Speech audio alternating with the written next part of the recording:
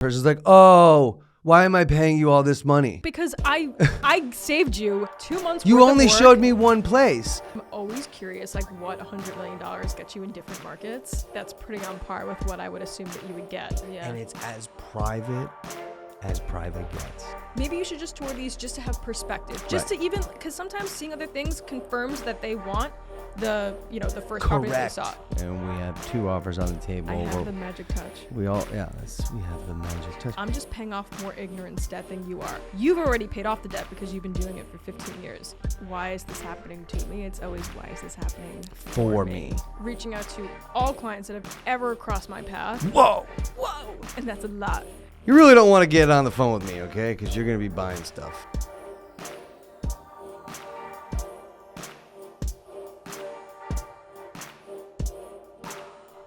Welcome to episode 3. This is the Broker That Never Sleeps podcast. Samantha Germano, Nile Lungard. We are here for the 3rd episode, and we got some, what did you say earlier? Juicy? We got something juicy for you. About. Okay, so let's get into it. Okay, first let's talk about what happened last week. Okay. How was your week? Oh, well, it was great. A little exhausting. Yes. Yeah. I didn't even know that you left New York State. You didn't even know? Yeah, I keep it pretty quiet. So I left New York State. I went to Las Vegas. My sister is Miss North Carolina, and she was competing in the Miss 4 USA pageant. So I was out there for a couple days, and it was awesome. She came in 6th place out of 50, which is tremendous, and I'm just super, super proud of my sister, and it was a joy to watch her do that. That's incredible. And shine on such a big stage. So from Las Vegas, I then said, well, shit, I'm pretty close to Arizona. I have a friend who lives in Sedona. His son is 7 years old. He's a big YouTuber.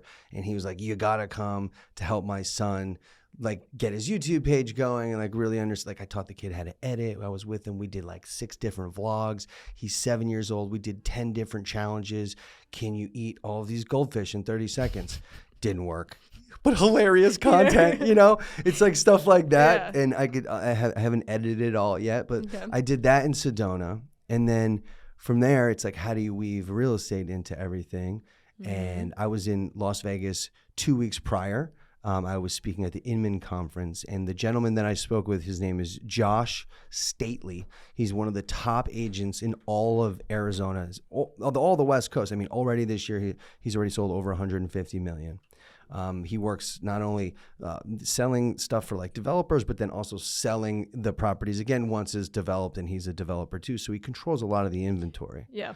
So what was great for me is I then went from Arizona, I was in Sedona, and then I went to Phoenix, which is his primary market. Okay. And he has all these projects that are not on the market. So it's private listings out there. So I toured everything from a $7 million home to a $10 million home, to a $20 million home, to a $28 million home, to what was my favorite was a super unique property 5 minutes off the main strip in Phoenix, but it's at the top of this mountain, which is all protected. So there's 26,000 acres of protected land, and then there's just a parcel at the top. Wow. And Josh bought this a couple years ago. Bought the land. Okay. And is developing it with some partners. And I got to tour this property, and it was probably one of the most special properties I've ever seen. And, you know, him and I were talking, I'm like, where's the potential value of this? And just based on like some of the luxury product that I've seen, you know, across the nation, across the world, I would say that this property has the capacity to be worth $100 million at some point. It is insane. I'll show you some videos. Yeah. And but it's private. I don't know if we can link it. It's private. You actually have to call me to get the information because nobody knows about it. Brokers try and ask Josh to go and see it in the local market. Yeah. He won't show it. He only shows to people in different markets because, you know, a lot of New Yorkers might buy out there. So I'm one of the only brokers that has seen it as of right now. Means you're pretty elite. Right. And then, so after that, we toured all these properties that Josh has. I have a friend of mine who potentially has a home for sale as well. We kind of broke into the house. Not really. We hopped the fence. They told me where the key was. We opened it up. Haha. And then we made a property tour video in like 20 minutes and then jumped in the pool. Okay. And now we're looking to actively pitch the listing, which incredible. Is pretty crazy. Okay. So you think this home is worth $100 million? So there's, not the most recent one, but the one before we were talking about, yes. The one with 26,000 acres surrounding it of like protected area. At the top, there's a main house, which has an infinity pool, a hot tub, 20-foot ceilings. And if you look straight down the valley, like from the top of the mountain, Phoenix is right there. So it's like you're looking down on the city, and at night it glows, and there's multiple guest house, and it's as private gets. That's interesting to hear, because I'm always curious, like, what $100 million gets you in different markets. And I feel like that's pretty on par with what I would assume that you would get in Phoenix, Arizona. Right. Yeah. Well, I mean, it's not 100 million yet, right? This will, once it's listed, unless we sell it first. Good point. Once it's listed, it will be the most expensive home on the market in Arizona. So it'd be listed at about $40 million. So I don't think Arizona's at 100 million yet. Oh, you're saying it's in like, the future, in our lifetime, I believe it has the capacity to do it. To just be worth. Whether it's like inflation or, all those things, how, it's very akin to like a Beverly Hills, mega mansion that sells for like 400 million or 200 million, where it's at the top of the mountain. You know what I'm saying? Okay. It's like super private. So this home will be listed for 40 million. Yeah. I see. Okay. But it's still very interesting to like think of what that gets you there. Yeah, I had no idea that Arizona had the capacity for 40 million, but then I saw the place, And you're like, wow. and I was like, okay, totally get it now. Got it. Get it. You got to visit. It's like, I'd love to. In the past, like a lot of people have been like, oh, what about maybe Arizona? I'm like, I don't really know. Now but you know. But it's so important to like make connections with other agents and then tour. I got very lucky with, the person I was paired up with at Inman, and Josh and I have a really good relationship now. And now I'm like, hey, this is what I got in New York. Yep. He's like, I just sold this for 20. I'm like, great. I have this for 15. What do you think? And like, we can do the deals, East Coast, West Coast. And I think that's a really strong strategy when you're in, a lower like inventory market like we're seeing, and it's deals aren't happening, high interest rates. So to have those broker to broker connections gives you a lot more flexibility, especially to your clients. Your clients are like, oh my God, like you also have this, and you know about Miami, and you also can tell me about Aspen. And I'm like, yeah. Yep. I've been there. I know, like I've been to Aspen. I toured the properties there. I've been to LA. I toured the properties there. Part of being a luxury agent is luxury, in my opinion, is not bound by location. It used to be. Or where you're licensed. But used to be, not anymore. If you can get out there and go visit these places, it only expands your horizons. And what I always say when we start real estate, like every day that you see a new piece of real estate constitutes a good day. Yep. So whether it's in New York or Connecticut or New Jersey or Arizona, California, Florida, it doesn't matter, as long as you're getting out there and educating yourself. And I think that's one of the most important things. Despite my skill level or my level of success, like I'm still actively getting out there. Yep. And I see Ryan doing that as well. So it's like, I'm not trying to be too far from what he's doing, and he's doing it right. So if he's in Monaco, guess what? I'm in Monaco. That's coming down the pipeline. You know what I'm saying? No, I remember when I went to London in December of last right. year, you were Let's like, talk about that. You must tour apartments, and you connect me with a real estate agent there, and who is amazing. And I saw gorgeous townhomes with clients in mind, like people who I thought maybe, could end up in London, or who had mentioned that they would be interested. And it was incredible to understand like the real estate landscape there, like you're saying, to be able to come back to New York. Then when clients ask me, what is real estate like in London? I'm like, well, I saw X, Y, and Z. This is how the process works there. Here's how it's different than this market. There's no buyer's agent, for example. It's all listing agents, yes. and you can't work with a buying agent. Yep. And it's like super weird. There's a lot of land that's still owned by the queen, and so you have to like go through that. It's a very unique process, but being able to physically be there and then tour the properties there gives you a perspective on it. Right. So that's amazing. And you closed a deal last week. I closed a lot of deals last year, but last week I did close a deal. It's like every week I have a sales closing, which is pretty crazy. This deal was a beautiful deal. A beautiful deal. It was a beautiful deal. The reason why I say beautiful is because when you have real estate deals, not every deal is so smooth. And the reason why this is a beautiful deal is because this year, a lot of the deals that I've been working on have been super rocky. Nobody wants to do this, or the rates are too high, and the banks are looking for more information, right, as closings are happening, and it's kind of a big problem. Mm-hmm. I was given a referral. Okay, so I do a lot of referral business, agents in different markets, agents in general. And the agent that referred it was like, hey, This guy lives in LA. He's curious about New York. Just get on the phone with him. I'm like, okay, no problem. So I think the operative word is that he said, get on the phone with him. You really don't want to get on the phone with me, okay? Because you're going to be buying stuff, all right? So long story short, I got on the phone with him. We had a very long conversation, multiple emails, looking live while talking to him, specific about, wait, you want to be here, why, da-da-da. And there's a lot of factors that played into it, including he has a passion for hockey, and he has season tickets to the Rangers. And so when he comes to New York, he wants to be close proximity to MSG. Yeah, makes sense. He doesn't want to take a taxi home. He doesn't want to walk 3 blocks home. He wants to stumble across the road. That's such a unique, need. Right. You know? But, it's New York, 100%. And people are... If you're visiting, you want to be in close proximity to the things that you care about most. Right. So. Right. So the long story short is...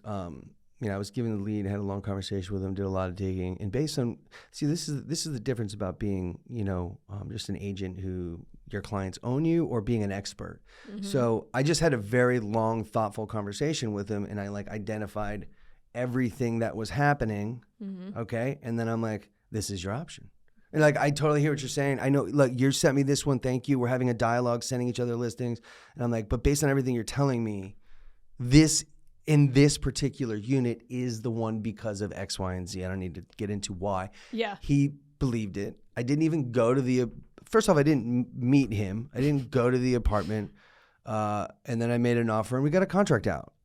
And then we signed the contract, and then he came to look at it and I met him.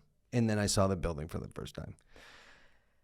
Guy loves me. But to be honest, I just saved him a lot of time. Yeah. Because I'm the expert, yep. Right? You talk to me because you don't want to look at 40 listings and talk to 70 different agents who are harassing. You just call somebody that knows what's going on and be like, hey man, this is, because if I can ask you specific questions, if I can get you into the question mode, if I could ask 10 questions and know exactly what your preferences are and then help you maneuver towards that. And then from there, if that's no good, then we can ask more questions and then maneuver towards something else. Maybe increase your budget by double, whatever it may be, But yeah, that was a fun deal. It was a beautiful deal. Beautiful deal. I thought it was one of my have I done that before? I don't know if I've done that. I've done rental deals, not seeing the apartment or the people or whatever.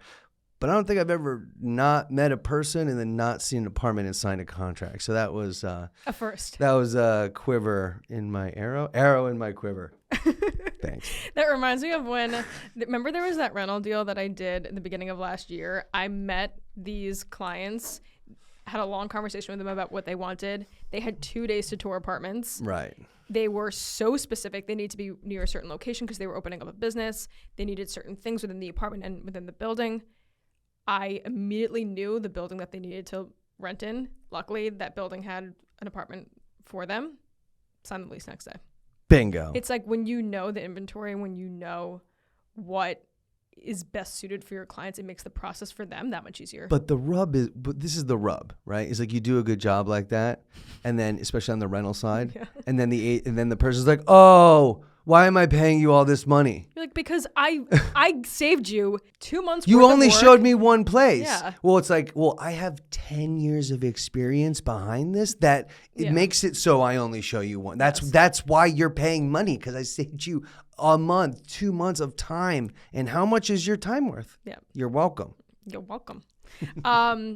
Getting into actually what happened last week in New York City in the celebrity world. Ooh, tell me. Kendrick Lamar purchased an apartment in New York City. Before I tell you where he bought it, you have to guess. Kendrick Lamar? I would say somewhere near downtown Brooklyn or one of the surrounding neighborhoods. Wow, you were really close. Okay, I'm really impressed. So he is in contract to buy an $8.99 million penthouse at 90 Furman Street, which is in Brooklyn Bridge Park. Yep. Okay. I figured that, probably because, I've dealt with, some folks in that, in that realm. And I would say that the Nets are really close. Yeah. And, the Knicks, Manhattan, whatever, but you could get a lot for $9 million in Brooklyn. $9 million is one of the most expensive. It's a tri-level condo with 2,000 square feet of outdoor Yeah, space. right. It's And it's close insane. to, it's close to the water. It's close to everything. You're close to Barclays Center. Yeah. So that's why I figured. I'm very impressed that you knew that. I mean, I know that you probably would, but what was cool is that he actually, on his tour of touring apartments, he stopped by our project At Quay? at Quay and the Olympia in Dumbo too. Yep. So The that Olympia. was, Yeah, I showed the penthouse at Quay. Shout out to everybody over at Quay. Jim, Brad, you guys are crushing it. There's some cool penthouses left. I think they have one that's not on the market, but you should call them because it's fly. My guy liked it. It was a duplex with outdoor space. yeah. Something else that happened last week was I showed a buyer an apartment. Yeah. Oh, this is great. This is a really great story because, It's going to lead into what we're talking about. Yeah. Like, oh my God, why are you getting paid? So Yes. tell everyone about the story and look directly into the camera because this is a good one. Hello, camera. Okay, so I meet a buyer on a Monday. I show them the apartment. The next day, I take them to see the apartment. 2 days later, I take them to see the apartment again. They brought a friend and as a second opinion. Really liked the apartment and wanted to move forward with it. Wait. Really like the apartment, want to move forward with it. How many apartments did you show this buyer? This was the first and only apartment I showed them. Oh, so you did your homework and research, and all of a sudden you found it. Why am I paying you that much? I just don't get I it. know what I'm doing. Oh, that's why. That's right. Because you're an expert. And I had already done a deal in this building before, so I was super familiar with it. Gangster. It's such a cool opportunity too. It's a sponsor unit in a co-op building. Talk about the easiest possible scenario. Co-op buildings, very difficult in general. The board package, ouch. But if it's a sponsor unit, quick app. It's the loophole to get into a co-op without doing an application or needing a board interview. So amazing. Incredible. So she sees it. She loves it. After she, expressed interest in it, I sent her other listings and I was like, are you sure you don't want to, tour other properties? Hold on. So most people, when they get a potential deal with one place, they're like, all right, just take it, right? Because that's where the fallacy comes in, is like if you show somebody one thing and then they like it, that doesn't mean you should then force them to take it. Exactly. What I think you did was excellent because a really good agent doesn't need the deal. So there's no forcing. Even if you like it, there's no forcing. So they liked it. Yep. Samantha was like, oh, they like it. But let me be an expert and let me send them a couple other ones because we also know that there's a thing called buyer's remorse. If you only show somebody one place and you force them, there's a high likelihood that because of your lack of, upfront talk with them, that the deal's going to blow up in the back end. So Great job. Thank you. And I sent them other stuff. And I even said, maybe you should just tour these just to have perspective. Just to even, because sometimes seeing other things confirms that they want the first property that they saw. Right. So she didn't even want to. I was like, okay, submit an offer, got the offer accepted. But I also want to specify too, when she wanted to make an offer, I picked up the phone. I called the listing agent. Why did you do that? Because this is super important. Honestly, I didn't even send her comps. I picked up the phone, I called the listing agent, and I said, what's the bottom number? Where's this deal going to get done? They just accepted the offer too, right? You're like, okay, thanks. There was one round of negotiation, one back and forth, and I knew my buyer's top end. I knew the seller's bottom, and it was a very kismet, I should say. It was a pretty seamless process. Contract went out yesterday afternoon. Is it signed yet? Not yet. It takes a bit. All right, next week I'm going to ask you about that. Yes, but the reason why I bring this up is because I want to talk about something bigger here. Ooh, I like that. So bigger. There are going to be deals in real estate. It's inevitable in this industry that some deals work out so fast, so seamlessly, and then there are deals that take 6 months and are grueling and are really challenging, and sometimes never even end up happening or fall through. Right. So let's talk about the energy behind this. Let's talk about how to get through the mindset of when this happens, because it's just a part of the business. But I think it's important to know that the energy that you put towards a deal never goes anywhere. I don't like when people say this was all for nothing, because it's never for nothing. Everything's a learning experience. Everything's a learning experience. But so this deal happened, but there were 3 deals that were almost going to happen this, in the past few months that all fell through for reasons out of my control. But then it leads to something like this. It happens in a week and you're like, oh, I get it now. What I always like to say is that all the work that you do never like disappears, right? So what I said earlier is that every day that you see a new piece of real estate constitutes a good day. Well, the reason why I'm able to do deals without ever seeing the apartment or meeting a person is because I've spent 15 years dedicated to going and looking at new properties, right? When you go and do that, then you could just talk to somebody like, this is where you're going to live. Yep. And they're like, but wait, why? Right? So you have those quick moments. And those quick moments are accumulation of everything. And that's great. But that's not everything. And most of the deals, most of them have major problems. And sometimes, most of the time, this is a big business of failure, right? You just got to fail and fail and fail. So most of the times it's the opposite. You're showing somebody for something for it, and I've done it. We've all done it. 2 years, a year. 6 months, lost deals, not pulling the trigger, not doing whatever. And that's frustrating. But then, because you're learning how to deal, you're learning how to navigate, you're learning how to work other offers or sneak yourself into appointments that you have no business getting into. Genesis, for example, just bum rushed a deal the other day and like showed up, was like, I'm here, motherfuckers. And everyone's like, what? And then like we made an offer. I mean, it was like totally crazy, but like that's part of it. Yeah. And that deal, by the way, we made an offer. It's not really working out, but like the client loved that. And like we're seeing another place at 11, right? So it's like, okay, you got to just take your shot every single day. And just because you failed on that one where, for example, Genesis bum rush, there's literally an appointment happening and she was driving around with the client in their Bentley and just got out. Was like, what's up? I'm here. And they're like, do you have an appointment? She's like, yeah. And then like rolled in and then like called me. I was like, get here immediately. I don't know what's going on. And I was like, all right. And I got there and I'm like, holy shit. Yeah. Right. But that's putting that's just like taking advantage of whatever's in front of you and then putting the work in, and it might not work out there, but then that effort gives you the confidence. Like, do you know what that did to my confidence? To be like, holy shit. Because I've used to do that. Like I used to literally, I'm a much different agent now, but I used to be on the streets, meeting people on Wall Street in Broadway outside of Trinity Church and touring them. And like, maybe there's 2 agents there with the same group and then we're fighting. Like I've been there. Like, no, these are my clients. Like, whoa. And then the girl's like, who are you guys? And I'm like, my name's Nile, like the river. Remember we talked on the phone? They're like, oh yeah, I remember that. That was my call sign, Nile, like the river. Because then people know. Yeah. I spoke to you, remember? They're like, oh yeah. I'm like, who's John? Get that guy. But like you're fighting on the street for the client. Yep. And that then you win that. Now my confidence is even higher. Yeah. And then the next guy I talk to, I'm like, you know what, bro? I know you said that you want this, but I think you might want this. Right? Because I was just confident in that one that I lost on. It gave me the courage to go do. And then the guy reads my energy and he's like, you know what? You're right.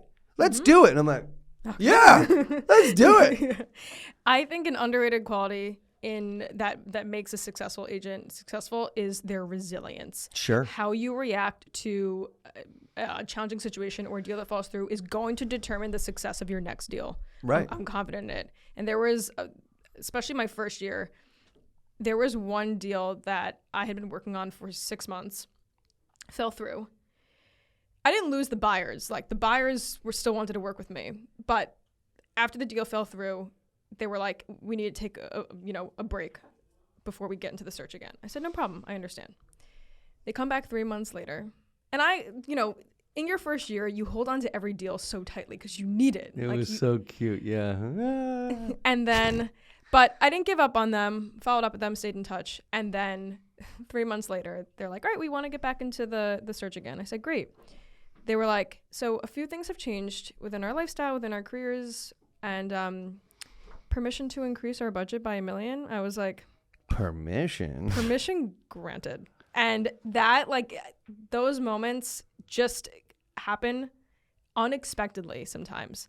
And now when a deal falls through, I get excited because I'm like, they're either going to come back and increase their budget or I'm going to get another client, triple their budget. Right.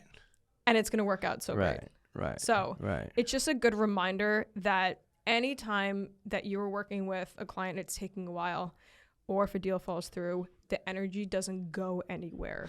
Another thing to say, resilience is probably one of the key traits of any successful agent. Yeah. And, when you put the time and energy and effort in, most people get discouraged because, it didn't work out. I think the appropriate attitude is the attitude that you carry, which is, oh my God, how exciting is this? Like I always operate, especially when I was in commercial real estate, I always operate that it's a numbers game. So like when you're in real estate and you're cold calling, like it's just about the numbers. And if you can keep calling, eventually it doesn't matter what people are saying on the phone. If you make enough dials, if you make enough showings, you're going to just walk in one day and someone's like, I'll take it. Yep. But you have to have enough showings and not be discouraged because 8 people told you no. Like the thing that I loved is when I was cold calling and I'd get, the rule was that you'd get hung up on 12 times. Okay. So like when I'm at like 10 and then 11, I'm like, man, here we go. Yeah. This guy's going to fucking break. And I'm like, look, John, I know I'm calling you. I know you're ignoring me. Totally get it. Do you have 5 minutes? Because I'm not going to stop. And they're like, fine. And you're like, yes. But that takes 12 times. And if you stop after 3 and you're like, oh, this isn't working, then like, okay, good. See you later. You're probably going to leave New York. And that's not what it takes. Like, you got to keep going. And I think you have a really good attitude about it. Thank you. Well, in my first year, I remember I got discouraged after a few deals fell through. And so I had a session with this business coach and they told me to start tallying every deal that falls through, every client that goes to you, no matter what. So I would physically tally. And like you said, when I got to like the 9th one, I was like, oh, this 10th one's going to be my deal. It's just a numbers game. It's just a numbers game. So almost like a good mentality to have is just get the deals that don't work out. Just get them through, get excited about the no's. Right. Because it's going to happen. But actually, we had Jay Shetty on our like weekly market update. And Ryan talked to him and he said something that I think is really cool. When things don't work out, it's okay not to be grateful immediately. It's okay to feel the feelings of being frustrated and then coming to like the point of gratitude. Because like when something falls through, it's you human. do like I always say like it's okay, but meanwhile I'm like motherfucker. I also like when something doesn't work out, all we're doing is paying off something I learned recently called ignorance debt. So the difference between you and I is that I'm just paying off more ignorance debt than you are. I'm more ignorant to the things that obviously I don't know or haven't learned yet in the business. You've already paid off the debt because you've been doing it for 15 years. So now a new mentality that I have taken on is if something doesn't work out and I learn something from it, I just paid off more ignorance debt. Ignorance debt. It's okay. It's okay. Ignorance. Is it ignorance or just you're just not? Is ignorance intentional? That's what the term is called. But what is it when you're just? It's not. Is it awareness? Unaware. Okay. Unawareness. So I think debt. Ignorance. You're not ignorant, and you're not paying an ignorance debt. I think you're paying an awareness debt. Sure. You're now becoming more aware to what you need to do, to what the best practices are. I think that's more appropriate. But hey, if you want to hashtag it, you could do that. There will be no hashtagging. I'm going to do a hashtag I'm going to tweet right now and hashtag it. Like, hashtag ignorance debt versus awareness debt. What do you guys think? And my 300 Twitter followers are going to get like one, no response. And then I just respond. It's like awareness debt. And it's like, you look at it and it's just like one response, 100%. Yeah. That's why I got it. Yeah. Clean 100. No other people voting. Exactly. But yes, I think this is such a good lesson to remember. Even like the $6.5 million deal that we did last year, that came after months of me working with 3 different clients that never ended up buying anything. Yeah, and you showed like 2 rentals, 2 sales, and we're like, yeah, you should buy it. And he's like, all right. And we're like, okay. It all balances out at the end. Exactly. So for anyone who's listening who, no matter what stage of real estate you are in, whether you're in your first year, your 5th year, or your 15th year, right. This is going to happen no matter what. Like I said, it's inevitable. It's just a matter of how you mentally get behind it. Right. How you deal with it. Yeah. And like you said, resilience. So resilience is one of the most important factors that any real estate agent can have. And I think anybody in general, because real estate's kind of a metaphor for life. Like you're going to get beat up a million times. You're not going to get that job. You're not going to get that wife, that husband, that girlfriend, that boyfriend, whatever it may be. And you have to be resilient and say, look, I believe in myself. And I know that the energy I'm putting into getting that person or doing that thing, you know, I might not have immediately won, but I'm putting the efforts and the steps towards it, and eventually it'll be there. You know, it's one of the great, there's like a saying, like the long journey or whatever starts with one step. And like that one step might be a very negative one. You might get, you know, hung up on, but then you got to take the second step, you know, and then you might get hung up again. But just, you know what? Short memory, take the next step. Okay, hung up again. And then, you know, 30, 40, and then you're like, boom, deal, you know, whatever that may be. It's never a matter of why is this happening to me? It's always why is this happening for me. Good job, Sam. Thanks, Nile. Sam's killing it. She knows all the things. So what else is going on in your world? I mean, you also, you got that deal in contract. Okay, we're in a bit of a lull. We're right before Labor Day, so I think it's a very important time for myself and the team and the agents to be setting themselves up to have a very successful fall in Q4. So what else is going on with you? Right now, this is kind of when I do a lot of outreach and relationship nurturing. Okay. So reaching out to all clients that have ever crossed my path. Whoa! And that's a lot. But that's a lot. And just nurturing those relationships, saying hi, asking how their summer is. I'm working with a few different buyers right now that are in the searching phase. We got 2 offers through the pipeline at our new development building, which is amazing. Pretty solid. I mean, it's a quiet month. Yeah. Interest rates keep going up, and we have 2 offers on the table. I have the magic touch. We have the magic touch. Why are you doing that? Wait, don't answer that. We don't want anybody to know publicly. Tune into the next We have secrets. We have really good secrets. You want to know how to sell things?